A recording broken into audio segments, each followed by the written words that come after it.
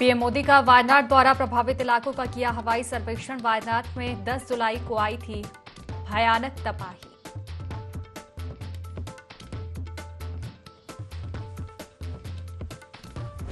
आचार्य प्रमोद कृष्णम का विपक्ष पर निशाना, बोले बचकाना और बेहुदा है विपक्ष। राहुल गांधी ने कांग्रेस को खत्म किया।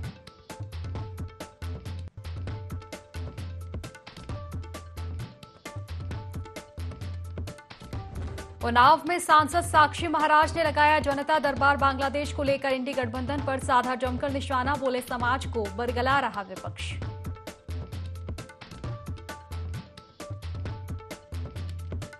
लखनऊ में सोने की तस्करी का खुलासा, डीआरआई की टीम ने एयरपोर्ट से 3 किलो सोना सहित करीब 4 करोड़ रुपए जब्त किए। 6 आरोपी पुलिस शिकंजे में।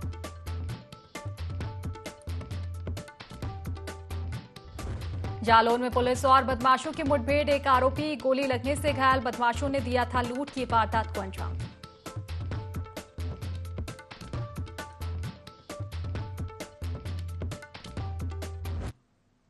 नमस्कार, IND 24 देख रहे हैं आप और मैं हूं आपके साथ खुशी व्यास। चले रुक लेते हैं सीधा खास खबरों की ओर, जहां संभल में कल की जयंती कार्यक्रम किया गया, जहां कल की पीठाधीश्वर आचार्य प्रमोद कृष्णन ने पीएम मोदी की मां के लिए समर्पित पौधा लगाया। इस दौरान उन्होंने वक्फ बिल को लेकर विपक्ष पर जमकर निशाना साधा। आचार्य प्रमोद कृष्णन ने विपक्ष को बचकाना और बेहुदा बताया। उन्होंने कहा कि राहुल गांधी ने कांग्रेस को खत्म कर दिया है। उन्होंने कहा कि विपक्ष देश तोड़ने वाला नहीं बने।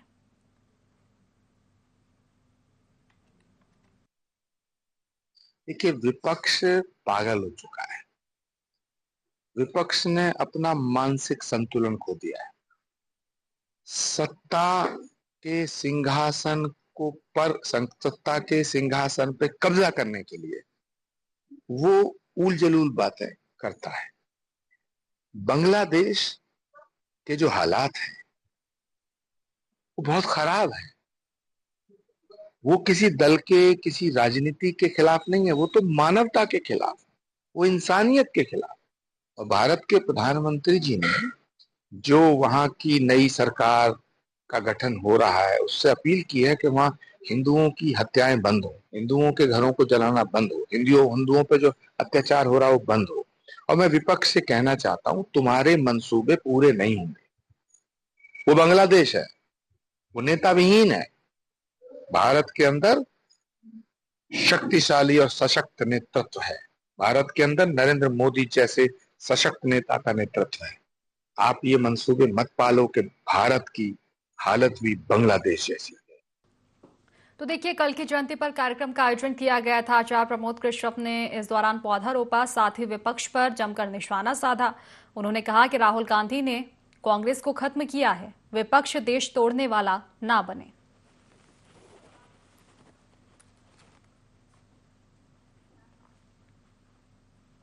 उन्नाव में सांसद साक्षी महाराज ने जनता दरबार लगाया, जहां उन्होंने जनता की समस्याओं को सुना और निराकरण के लिए अधिकारियों को निर्देशित किया। इस दौरान सांसद साक्षी महाराज ने राहुल गांधी और अखिलेश यादव पर निशाना साधते हुए विपक्ष पर समाज को बरगलाने का आरोप लगाया। उन्होंने कहा कि बांग्लादेश में हिंदुओं की हालत बदतर है, लेकिन इंडी गठबंधन ने हिंदुओं को लेकर एक शब्द नहीं कहा।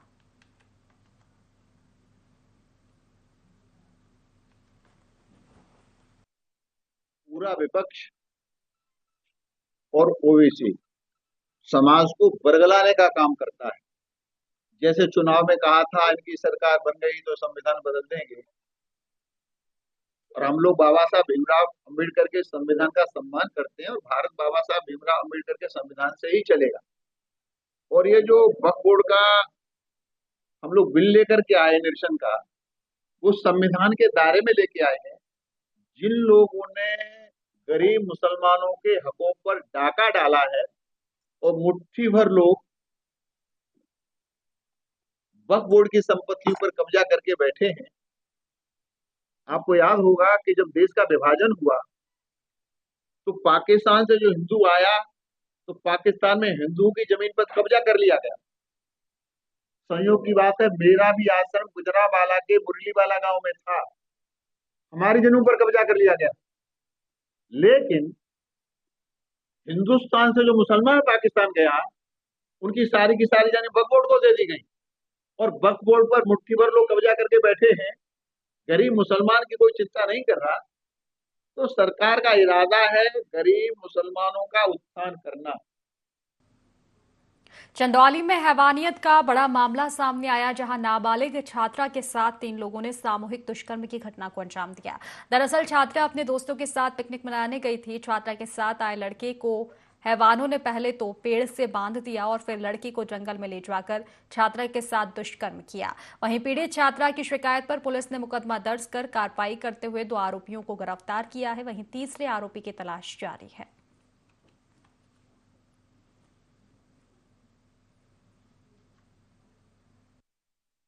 घटना है। एक व्यक्ति द्वारा आज दिनांक 9/8/2024 को थाना नौगढ़ में प्रार्थना पत्र दिया गया कि उसकी पुत्री उम्र करीब 17 वर्ष अपने साथ स्कूल में पढ़ने वाले एक लड़के के साथ मधुपुर जनपद सोनभद्र से गहिला बाबा मंदिर आई हुई थी। प्रार्थना पत्र में आरोप लगाया गया है कि जंगल में लड़कों द्वारा मेरी पुत्री को रोककर उसके साथ गलत काम किया गया है। पुलिस को सूचना मिलते ही तत्काल सुसंगत धाराओं में अभियोग पंजीकृत करके घटना में नामजद 2 अभियुक्तों को हिरासत में लिया गया है। नियमानुसार पीड़िता का मेडिकल कराया जा रहा है। अन्य विधिक कार्रवाई पुलिस द्वारा की जा रही है। कानपुर के काकादेव में 60 लाख रुपए हड़पने का मामला सामने आया है। आरोप है कि यूनियन बैंक के कर्मचारियों ने पैसे गलत खाते में ट्रांसफर कर धोखाधड़ी की। पुलिस ने पीड़ित की शिकायत पर बैंक कर्मियों सहित 5 लोगों पर धोखाधड़ी का मामला दर्ज किया है। बताया जा रहा है कि पीड़ित कुरियर संचालक है और यूनियन बैंक के क्षेत्रीय कार्यालय की डाक और कुरियर ले जाने का काम करता था। बैंक कर्मियों ने भुगतान के लिए खाता खुलवाया था, लेकिन आरोपियों ने भुगतान SKA एक्सप्रेस कुरियर के खाते के बजाय कानपुर देहात के पंकज कुमार के खाते में कर दिया और अब कुरियर संचालक को धमका रहे हैं।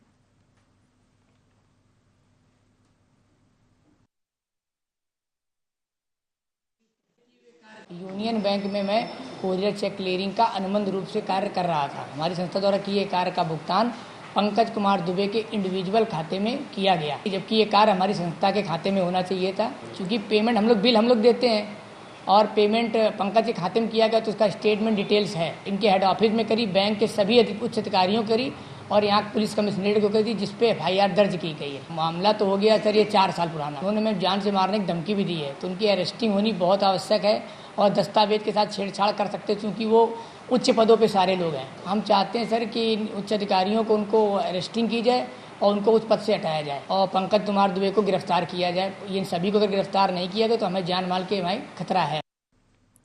अमरोहा के सैत नगली क्षेत्र में पिता को बचाने के लिए बेटा तालाब में कूद गया, जिससे उसकी मौत हो गई। घटना इकौंदा गांव की है, जहां एक व्यक्ति शराब के नशे में धुत होकर तालाब में घुस गया। इसकी सूचना ग्रामीणों ने उसके परिजनों को दी। सूचना मिलते ही उसका बेटा तालाब में बचने के लिए कूद गया, जिससे उसकी मौत हो गई। इस घटना से परिजनों में कोहराम मचा हुआ है।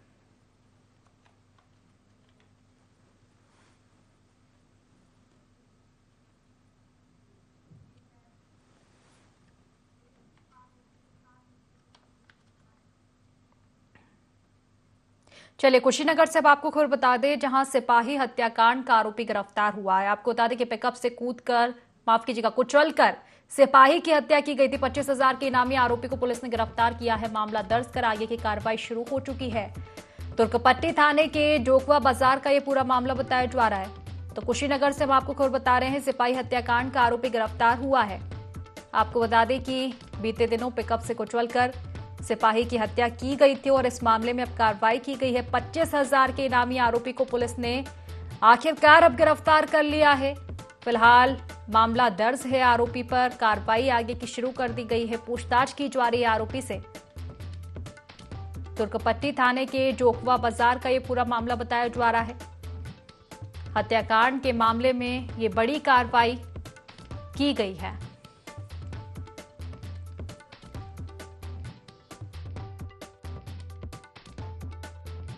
खिलाफ चलाए जा रहे अभियान के क्रम में एक 25,000 रुपये का इनामिया, जिसका नाम दिनेश प्रसाद गौड़ है, जो 2022 में पुलिस के ऊपर अपनी गाड़ी चढ़ाने के बाद उस पर मुकदमा लिखा गया था, वो वांछित था। उसको थाना तुर्कपट्टी द्वारा गिरफ्तार किया गया है। यह एक कुख्यात बहुत तस्कर है, जो कि यूपी से बिहार एवं बंगाल बहुत तस्करी करता था और 2022 की चेकिंग के दौरान जबकि गाड़ी रोकी गई थी तब इसने गाड़ी ना रोककर पुलिस पे गाड़ी चढ़ा दी थी।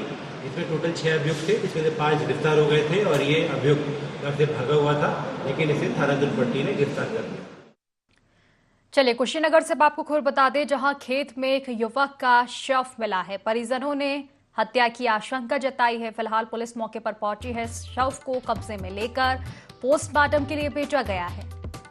तो मामले में जांच पड़ताल की जा रही है। कुबेर थाना क्षेत्र के परसौना खुर्द की यह घटना बताई जा रही है। कुशीनगर से हम आपको खबर बता रहे हैं। कुशीनगर के कुबेर थाना क्षेत्र के परसौना खुर्द गांव से घटना सामने आ रही है, जहां खेत में युवक का शव मिला है। शव मिलने के बाद से ही परिजन जो है हत्या की आशंका जता रहे हैं। हालांकि सूचना मिलते ही पुलिस मौके पर पहुंची है और मामले में जांच पड़ताल की जा रही है।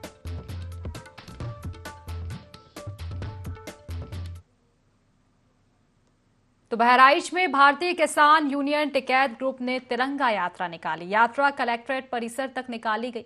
इस दौरान केंद्र और योगी सरकार से किसानों से जुड़े मुद्दों पर गंभीरता से विचार कर फैसला करने की अपील की गई।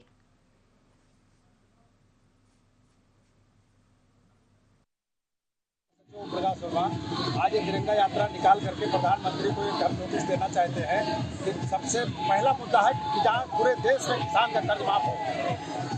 दूसरा नंबर यह है कि छुट्टा जानवर जो आज माननीय मुख्यमंत्री जी द्वारा हमारे जिले में करीब 60 गौशाला बने हुए हैं, लेकिन फिर भी छुट्टा जानवर भूख कर रहे हैं और किसान की फसल नष्ट कर रहे हैं। तो तीसरा मुद्दा यह है कि गन्ना पे जो भुगतान है वो तत्काल चिलोरिया का कम से कम 200 करोड़ रुपया बकाया है, वो तत्काल मिल जाना चाहिए। कई मिलों का बकाया है उत्तर प्रदेश से, ये सारा पैसा मिलना चाहिए। यात्रा का उद्देश्य है कि हम लोग यात्रा निकाल करके प्रधानमंत्री को सूचना देंगे, हम लोग लिखित ज्ञापन देंगे कि हमारी ये मांगे पूरी की जाए। जहां बहराइच में मौलाना सिराज अहमद मदनी ने बांग्लादेश में हिंदुओं की हत्या और मंदिरों की तोड़फोड़ को गैर इस्लामी बताया। उन्होंने कहा कि किसी भी अल्पसंख्यक के पूजा स्थलों पर हमला हत्या करना गलत है। तो देखिए बांग्लादेश की जो स्थितियां बनी हुई है, इसको लेकर बहराइच में मौलाना सिराज अहमद मदनी ने अपना बयान दिया और जिस तरह से हिंदुओं की हत्या, मंदिरों में तोड़फोड़ जो है की जा रही है बांग्लादेश को, उन्होंने गैर इस्लामी बताया है और कहा कि किसी भी अल्पसंख्यक के पूजा स्थलों पर हमला हत्या करना गलत है। आपको बता दें कि बांग्लादेश की जो स्थिति बनी हुई है, फिलहाल उपद्रव लगातार जारी है। खासतौर पर हिंदू अल्पसंख्यकों पर लगातार अत्याचार वहां पर किया जा रहा है।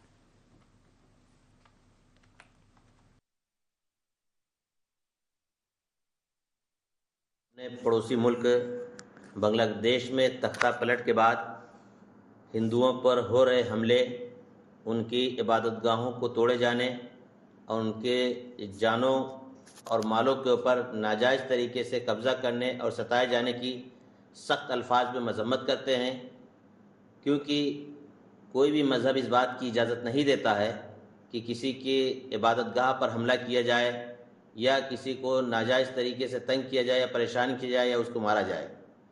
कुरान करीम में अल्लाह तबारक व तआला ने इरशाद फरमाया है, लकुम दीनुकुम वलिय दीन, मेरे लिए मेरा दीन है और तुम्हारे लिए तुम्हारा दीन है। इसलिए किसी भी शख्स के लिए जायज़ और दुरुस्त नहीं है कि वो किसी को सताए या किसी के ऊपर जुल्म करे। हम बांग्लादेश में हो रहे हिंदुओं को कत्ल किए जाने या उनकी इबादतगाहों को तोड़े जाने और उनकी जायदादों दो दुकानों पर लूट किए जाने की हम सख्त मजम्मत करते हैं और ये गैर इस्लामी अमल है। कुशीनगर के कुबेरस्थान थाना क्षेत्र में 40 वर्षीय व्यक्ति का शव मिलने से सनसनी फैल गई। सूचना ग्रामीणों ने पुलिस को दी। मौके पर पहुंची पुलिस ने शव को फिलहाल कब्जे में लेकर आगे की कार्रवाई शुरू कर दी। आपको बता दें कि मृतक के शरीर पर कई जगह चोट के निशान भी है, जिससे हत्या की आशंका जताई जा रही है। फिलहाल पुलिस ने मामला दर्ज कर जांच शुरू कर दी है। स्थान को प्रातः सूचना प्राप्त हुई कि रामाशीष मदेशिया पुत्र भागवत मदेशिया उम्र 40 वर्ष जो कि परसौनी खुर्द के निवासी थे, उनका शव प्राप्त हुआ है। स्थानीय पुलिस द्वारा तत्काल सूचना मिलते ही मौके पर पहुंचकर शव को कब्जे में लिया गया है और पंचायतनामा एवं पोस्टमार्टम की कार्रवाई की जा रही है लॉ एंड ऑर्डर संबंधी किसी प्रकार की कोई भी समस्या नहीं है। बरेली के भोजीपुरा में भजन को लेकर विवाद हो गया। नाराज पड़ोसी ने घर पर पत्थर बरसा दिए। जब पत्थर बरसाते पकड़ा गया तो झगड़ा शुरू हो गया। पीड़ित ने इसकी शिकायत पुलिस से की। इसके बाद पुलिस ने पिता पुत्र के खिलाफ मामला दर्ज कर एक को हिरासत में ले लिया है।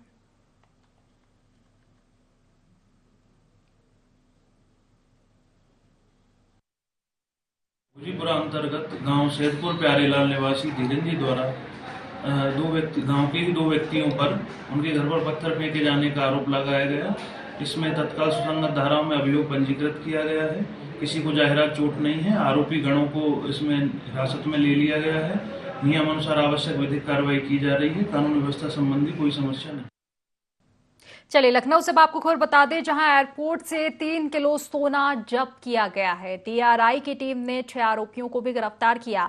आरोपियों के पास से विदेशी मुद्रा भी बरामद की गई है। 3 करोड़ 96 लाख रुपए जब्त किए गए हैं और फिलहाल पुलिस जो है मामले की जांच पड़ताल में जुटी हुई है। आरोपियों से पूछताछ की जा रही है।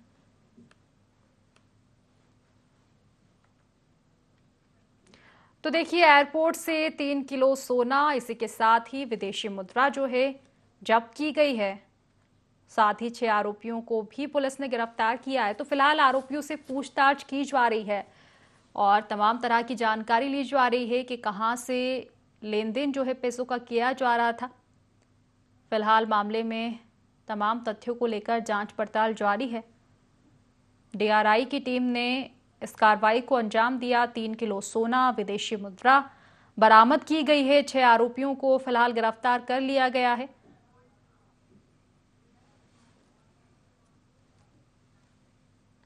जालौन से हम आपको खबर बता दें, जहां पुलिस और बदमाशों की मुठभेड़ हुई है। मुठभेड़ के दौरान एक बदमाश को पैर में गोली लग गई। आपको बता दें कि 3 अन्य बदमाश भी गिरफ्तार किए गए हैं। बदमाशों ने लूट की वारदात को अंजाम दिया था। हथियार सहित आभूषण बरामद किए गए हैं। इनके कब्जे से आपको बता दें कि एक असलहा, 2 कारतूस खोखा, एक कार और लूट के आभूषण बरामद किए गए हैं। तो कालपी थाना क्षेत्र का ये पूरा मामला बताया जा रहा है। जालौन के कालपी थाना क्षेत्र से ये पूरा मामला सामने आ रहा है, जहां लूट के आरोपियों को गिरफ्तार किया गया है। गिरफ्तारी के दौरान पुलिस और बदमाशों के बीच मुठभेड़ भी हुई।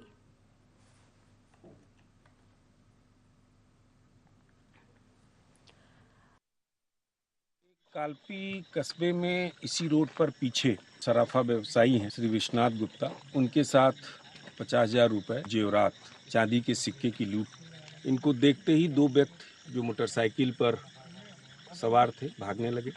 पीछा किया गया। घिरने के बाद उन्होंने पुलिस टीम पर फायर। आत्मरक्षार्थ पुलिस ने भी फायर। एक बदमाश के दाहिने पैर में गोली लगी, घायल होकर गिर पड़ा, जिसे इलाज हेतु अस्पताल रवाना किया गया है। दूसरा अपराधी अंधेरे का फायदा उठाकर भाग गया। उसने बताया कि हम 3 लोगों ने लूट की घटना की थी। अभियुक्त के पास से एक 32 बोर की पिस्टल, उनको गिरफ्तार कर लिया गया। बोलेरो बरामद हो गई है और घटना में अन्य जो अभियुक्त शामिल थे उनके विषय में भी हम गहराई से तफ्तीश कर रहे हैं। आगे की जो वैधानिक कार्रवाई है उसको हम शीघ्रता से पूर्ण करके। तो अगस्त का महीना चल रहा है। इसी महीने रक्षाबंधन भी है। भाई बहन के अटूट प्रेम के पर्व रक्षाबंधन के पहले सीएम डॉक्टर मोहन यादव ने बहनों को बड़ी सौगात दी। प्रदेश की 40 लाख उज्ज्वला योजना हितग्राही लाडली बहनों को इसी महीने से सस्ते गैस सिलेंडर मिलेंगे। आपको बता दें कि आंगनबाड़ी में कार्यरत बहनों को भी एक साथ कई तोहफे सीएम डॉक्टर मोहन यादव ने दिए हैं। देखिए रिपोर्ट।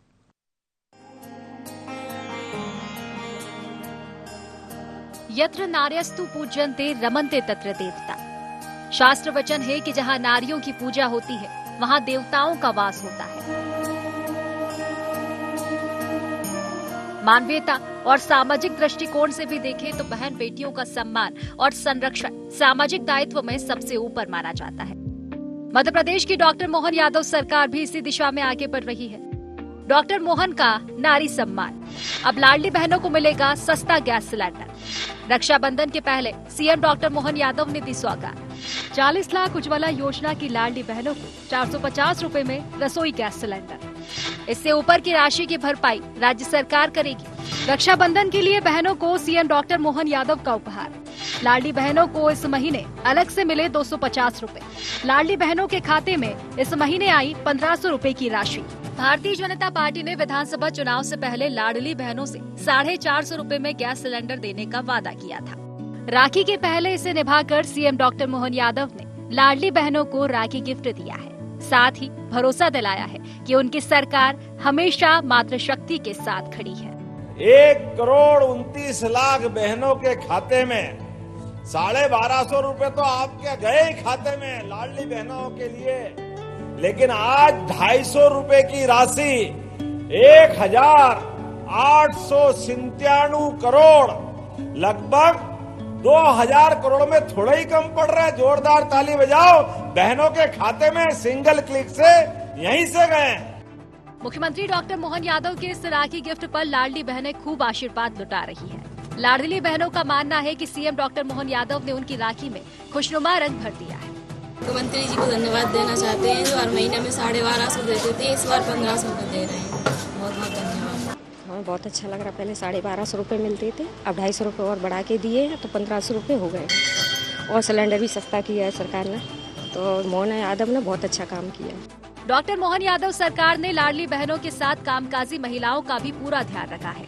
मध्य प्रदेश में 97,300 आंगनबाड़ी कार्यकर्ता है। इन्हें भी डॉक्टर मोहन यादव सरकार ने राखी का गिफ्ट दिया है। इन्हें बीमा पॉलिसी से कवर किया गया है।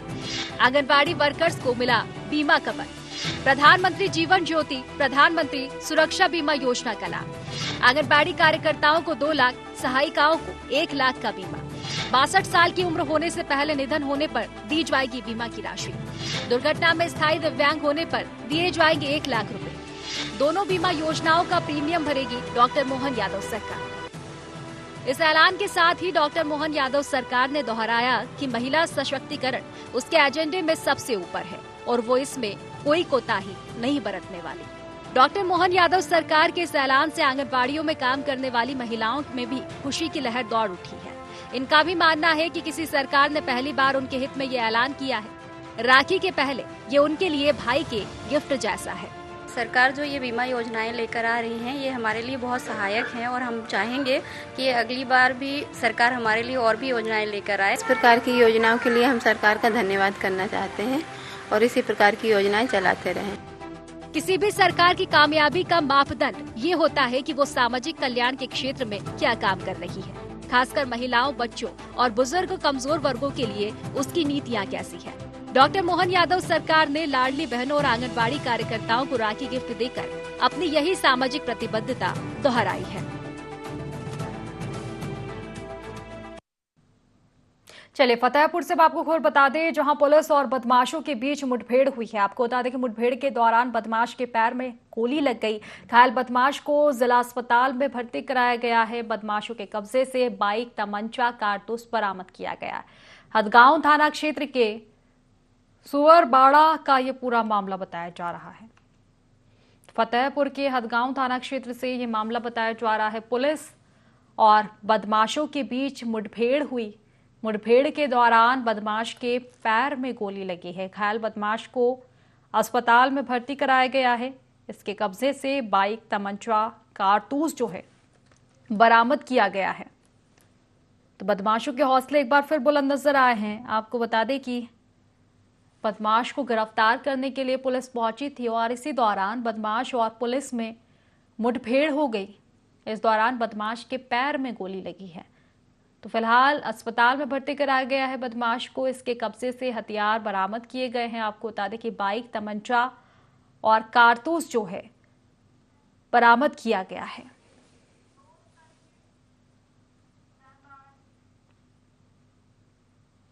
तो फिलहाल इस बुलेटिन में बस इतना ही। आप बने रहिए IND24 के साथ। नमस्कार।